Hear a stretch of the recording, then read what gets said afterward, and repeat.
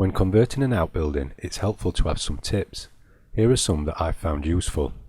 Like many houses built in the 1950s, our house has an outhouse with a flat roof. It's comprised of a main room with an additional coal store and a toilet. Ours was in a bad state of repair, with a leaky roof, drafty windows and a coal hatch which had rotten timbers and was very much used as a dumping ground for garden tools and bikes. Unfortunately, work in the rest of the house took priority, and as a result this space went from bad to worse over a number of years, with a large crack running along the width of the ceiling and a significant amount of black mould as a result of the damp that made its way into the building. We wanted to make this into a space that was warm, comfortable and somewhere I could keep my late father's tools without them going rusty. The first thing to do was to rip everything out. A lot of the plaster was damaged and easily removed, however some of it wasn't so easy to remove. I have done a short video about how to remove stubborn, difficult to remove plaster. The link is in the description. During this process, right in the middle of the summer, we had a day when it rained heavily for around 18 hours.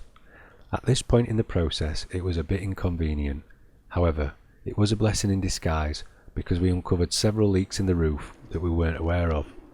You may want to give your roof a good hose down to check for leaks if you're not lucky enough to get a downpour while you're stripping the plaster. The low-cost solution to this is the one I chose, and it needs doing every 4 or 5 years. I used a product from Wix which includes fibre to help it create a waterproof barrier. Originally we used Thompson's Roof Seal, however after 5 years I used Agripol Plus, which isn't as easy to spread and leaves a tacky finish, which is worrying to walk on as you think you're going to pull the stuff off with your feet. I ended up using 2 coats which took a couple of days to apply. Ideally you want to do this when you know it's not going to rain for a few days afterwards, so it has plenty of time to dry. With hindsight I'd probably say the Thompson stuff was better. I also treated the external brickwork to storm dry masonry protection cream. I needed 2 5-litre tubs of this. It's not cheap but it worked really well. This was to make the bricks waterproof and prevent them from absorbing moisture, while the product does allow moisture to escape the building. Apparently dry bricks are 30% more efficient at insulation, which is a big help in a cold outbuilding. The insulation didn't end there. On the inside we lined the walls with timber battens in order to hang plasterboard. Foil backed insulation would be mounted in between the battens. For this I can't recommend enough the importance of having a high powered drill with high quality drill bits. I started with a battery powered hand drill and progress was really slow. Once I borrowed my father-in-law's heavy duty one, it went through the bricks in a fraction of the time. After this I ran my pipework for the washing machine, downstairs sink, shower and toilet. I also had to replace the door frames as they looked like they'd been chewed by dogs. I've done a video on how to do this, again the link is in the description. Between the battens, foil backed insulation was added, 50mm on external walls but only 25mm on the ceiling. Adding anything larger would have ended up covering the window somewhat, although I would advise going with a thicker insulation if you have the option to do so. Once the insulation is all in, you need to go around and tape between the joins with aluminium tape, and chisel out any routing space for cables.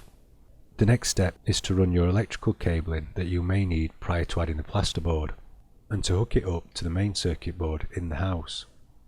The plasterboard once in place needs joint sealing with scrim tape and covered with joint filler to prevent cracks in the plaster once applied.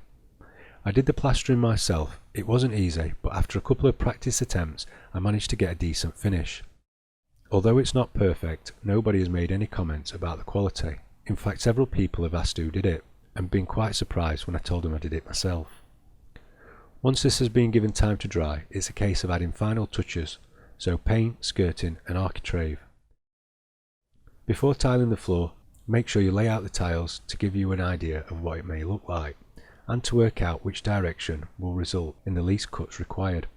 We decided that running the house's central heating system in there would be a bit of a challenge, so we opted for underfloor heating, picking an EcoFlex cable system, which works really well. However, installation is a bit of a pain as the cabling arrives in a roll and requires massaging into shape and then taping down onto the XPS insulation board, which is glued to the floor. Make sure you use the recommended glue as some glues can melt the board. The insulation boards also need taping between their joints. As a result, tiling was a nervous endeavour. I was scared that we would damage the cable in some way. We ended up tiling in the winter and had to cut tiles outside when it was around 2 degrees Celsius. This led to some extremely numb fingers, as the slate seemed to suck the heat out of your fingertips. We laugh about it now, but we definitely weren't laughing at the time. To give you an idea about how cold it was, I ended up forgetting about a tub of water I was using to clean some tools. The next morning I found it looking like this. Thankfully, we didn't damage the cabling, and the underfloor heating is brilliant at keeping the room warm, feeling luxurious under your feet. However, it is a bit more costly to run than I would like. Once the tiling was out of the way, it was just a case of adding kitchen units, a worktop and other furnishings such as a toilet and shower. We also used some wall panelling to cover up the unsightly pipes and to keep a clean look. After seeing how good the finished job looked, I thought it was only right to give my dad's toolboxes another lick of paint, which tidied them up nicely so they don't look out of place. He made this one when he was 15, and I doubt it had had another coat of paint since then. Although we do still get a bit of condensation in there, it's a totally different room to what it was, and now it's done, we struggle to understand how we put up with it for so long in the state it was in.